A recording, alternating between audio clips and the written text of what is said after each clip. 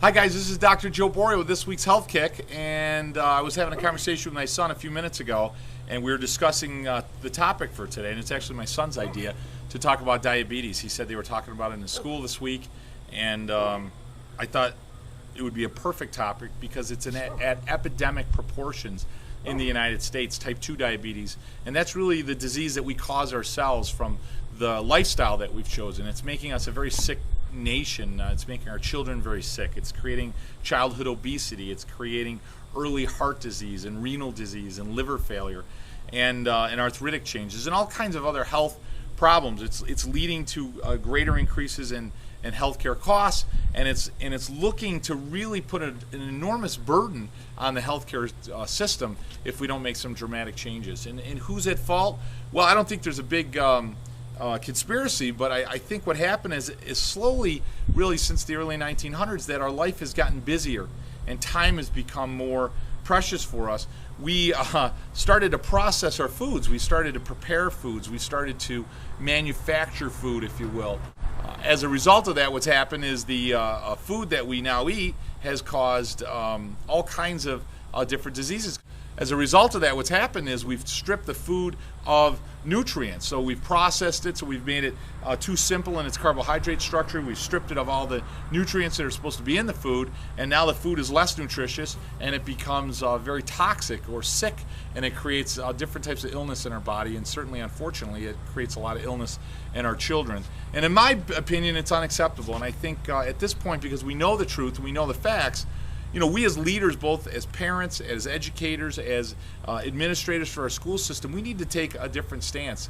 We do have a lot of that responsibility on our shoulders, and unfortunately it's caused many deaths in our children, and we do have some blood in our hands, and unless we make a change, one of the things you can start with is not putting soda machines in our school, not putting highly processed foods in the school line, not serving our kids highly processed food for lunch, having somebody actually sit down and look at what we're feeding our children, not based upon how cheap it is and how quickly we can feed the masses as if there's some kind of group of cattle going through, but how can we feed our kids highly nutritious foods, both so that they can live longer because we're teaching them better lifestyle, but also so that they can think better and perform better in school.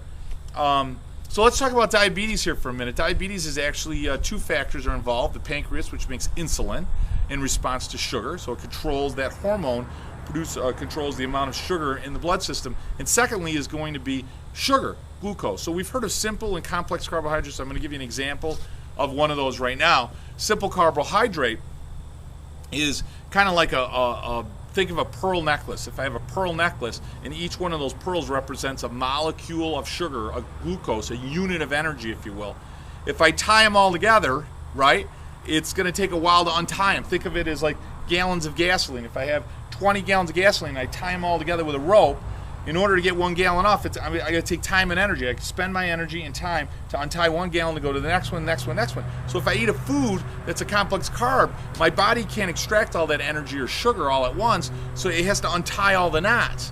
And in doing so, what happens is the amount of sugar released in my circulatory system is done at a very slow rate. So my pancreas has to do very little work. It trickles in a little bit of insulin, and therefore my pancreas is healthier, my circulatory system's healthier, I'm healthier as a result of it. If I untie all the gallons of gasoline or untie all the beads in the pearl necklace or what have you, and I swallow them all down at once, there is no time or expenditure of energy. So as a result, all of the sugar goes into my body all at once, and as a result, my insulin and my pancreas have to work extremely hard, producing an enormous amount of hormone to be released in the body. And after I do that day in and day out, I'm not saying you never can have junk food, but day in and day out, what happens is my body stops paying attention to the insulin, and I become insulin resistant, hence type 2 diabetes. Now I got to take a drug or an injection or a pump for something that was totally preventable in the first place. So anything that we're eating processed, like pancakes and pancake syrup and high sugar foods and cereals that are really high in sugars and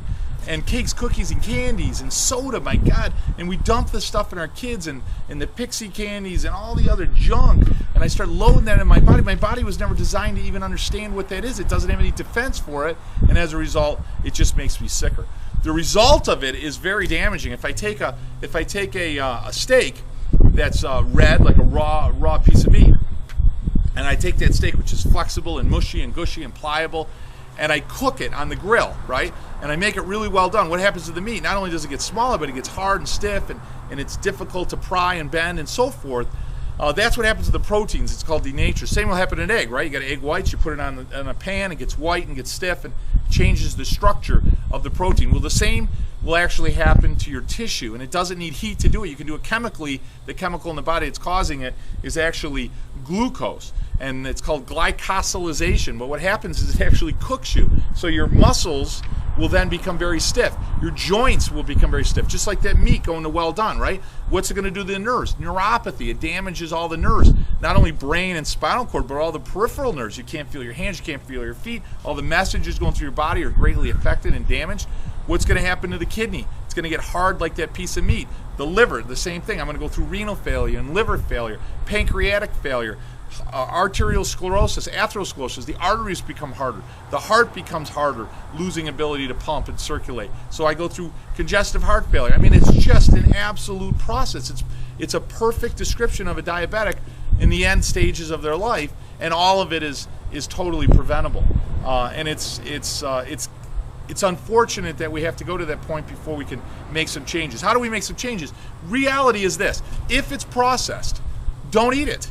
Certainly don't make it a main staple in your diet. How about that? So it doesn't mean you can't ever go have pizza and a Coke once in a while, but the bottom line, if you're having that every night or every day, if you're having pancakes and, you know, like I said, a lot of syrup and sugar cereals, cakes, cookies, and candies, you know, at night after your dinner, you're pounding cakes, cookies, and candies and so forth, and you're doing that every night, you are just guaranteed for obesity and guaranteed for heart disease and guaranteed for diabetes. So the bottom line is you need energy in the morning and you need to repair at night. Remember that. So what do I need for energy? I need complex carbohydrates. And what do I need for repair? I need protein. So the morning and afternoon, you want to have basically your sugars, but the healthy sugars, like an oatmeal or grains, fruits and vegetables, that type of stuff. At the end of the day, what you want to have is protein and vegetable, a piece of fish and a vegetable, a piece of meat and a vegetable, something that your body says, hey, I need to repair myself from this.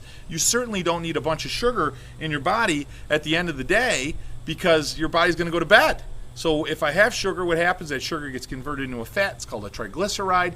So you get these patients that, you know, they go to bed every night and then they have cakes, cookies, or candy as a treat for dessert. And guess what happens? Their triglyceride level goes up, more prone to having heart disease and all kinds of other problems in their body. When in reality, if you want to have that piece of cake, all right, don't take it out of your diet. I would, but don't. Have it for lunch rather than dinner. You'll probably drop 10 pounds and it'll lower your triglycerides almost immediately. So when we get into diabetes, what we have to understand is that our body is not equipped to handle all of that sugar, and it makes us extremely sick, and we need to do a better job. So if it's a processed food, don't eat a lot of it. Don't make it a main staple in your diet. And certainly the general rule I do is if I go to the store, the produce department is where you want to hang out. Right when you walk in the store, you got all that produce. That's where you want to do about 90% of your shopping, right there. You got your produce. All of that stuff is what your body was designed to eat, and it's beautiful stuff for your body. Certainly you got pesticides, herbicides, unfortunately, so try to go towards the organic and certainly clean it and wash it. To wash off as much as you can, but the reality is that's where you want to spend most of your time. The 10% of the rest of the time you can circulate throughout the rest of the grocery store. But remember, if it wasn't around 1,000 years ago and you're buying it with a package with a label on it, your body really isn't meant to eat it. If I grab an orange or an apple, it doesn't have any label of ingredients because you know what's the label of ingredients is nature.